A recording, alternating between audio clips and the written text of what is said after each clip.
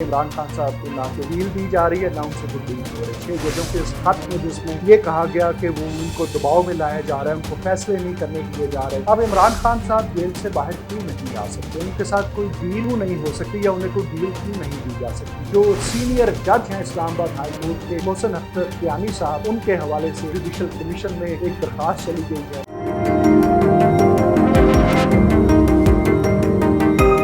इमरान खान साहब के हवाले से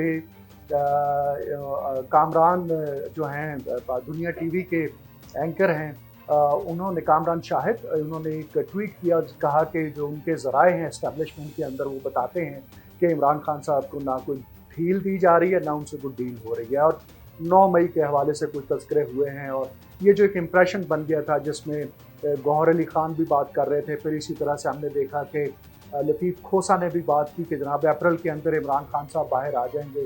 फिर इसी तरह से बातें हुई कि जनाब वो रिहा हो जाएंगे और एक इस किस्म का तासुर बनाया गया, ख़ास तौर पर 6 जजों के इस ख़त में जिसमें ये कहा गया कि वो उनको दबाव में लाया जा रहा है, उनको फैसले नहीं करने दिए जा रहे। और उसमें फिर टेरियन वाइट का भी केस का हवाला दिया गया।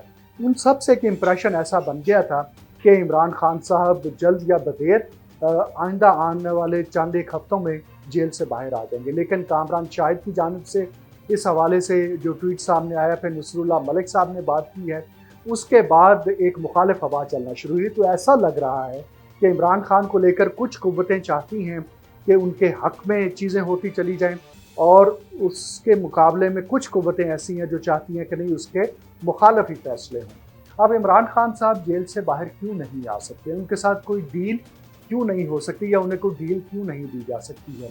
और नवाज शरीफ इसके मुकाबले में क्यों कर जेल से बाहर आ गए थे? और ना सिर्फ जेल से बाहर आ गए थे बल्कि वो मुल्क से भी बाहर चले गए थे।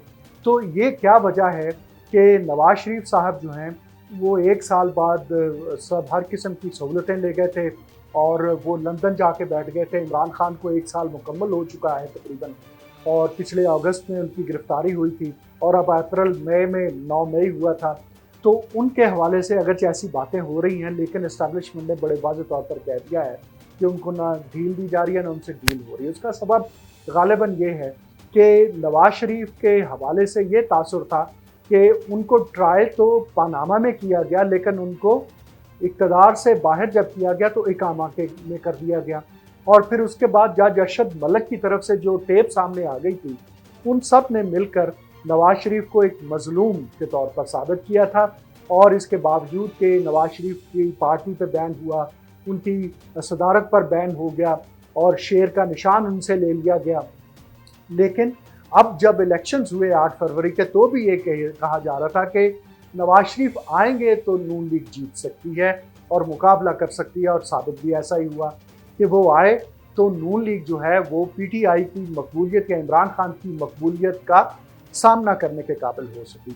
और यही वजह है कि आज ना सिर्फ मरकज़ में बल्कि पंजाब के अंदर भी नून लीग की हुकूमत है।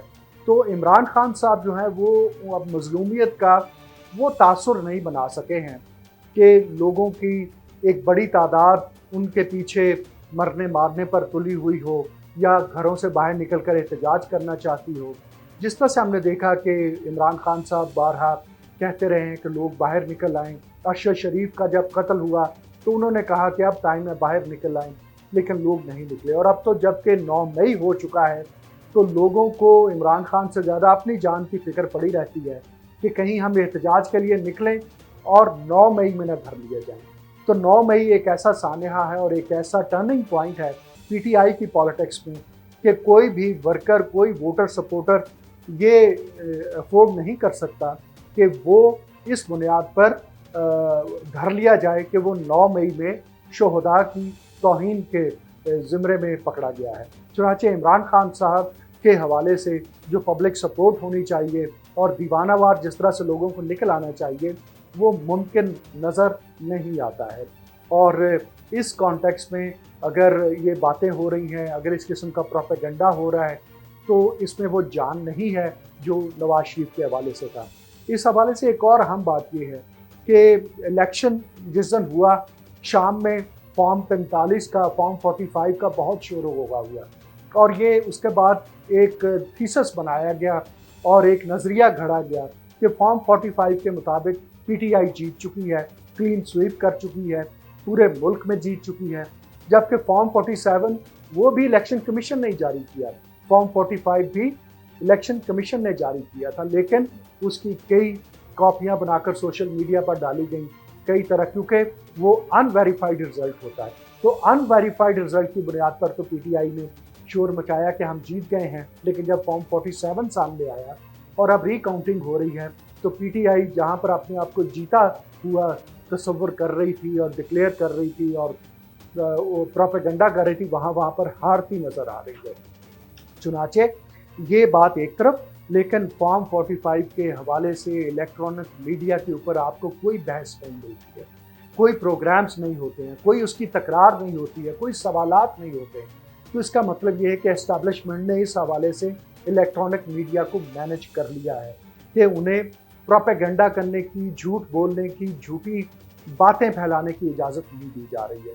तो खामोशी के साथ एस्टैब्लिशमेंट अपना काम कर रही है। जिस तरह से 6 जजों के ख़त के हवाले से अब जो सीनियर जज हैं इस्लामाबाद हाई कोर्ट के मोहसिन अख्तर कियानी साहब, उनके हवाले से जुडिशल कमीशन में एक दरख्वास्त चली गई है और वो वहाँ की बार एसोसिएशन के एक नुमाइंदे की जानिब से गई है और कहा गया है कि इन्होंने दरअसल बदनाम करने की कोशिश की है। तो इस मरतबा हमारी DGISPR या रिटायर फौजी हजरात खुला कर आकर टीवी के ऊपर फ़ौज को डिफेंड नहीं कर रहे, लेकिन खामोशी के साथ फ़ौज वो तमाम काम कर रही है जिससे वो अपनी मर्ज़ी के नताइज ले सकती है। और हम अब फिर कहेंगे कि जो लोग समझते हैं कि इमरान खान जल्द ही जेल से बाहर आ जाएंगे, वो अहमकों की जन्नत में रहते हैं, क्योंकि इस वक्त सूट ही नहीं करता है फ़ौज को कि इमरान खान बाहर आकर उसी तरह की धमा चौकड़ी मचाएं, हंगामे करें कि जो वो 9 मई से पहले कर रहे थे। शुक्रिया।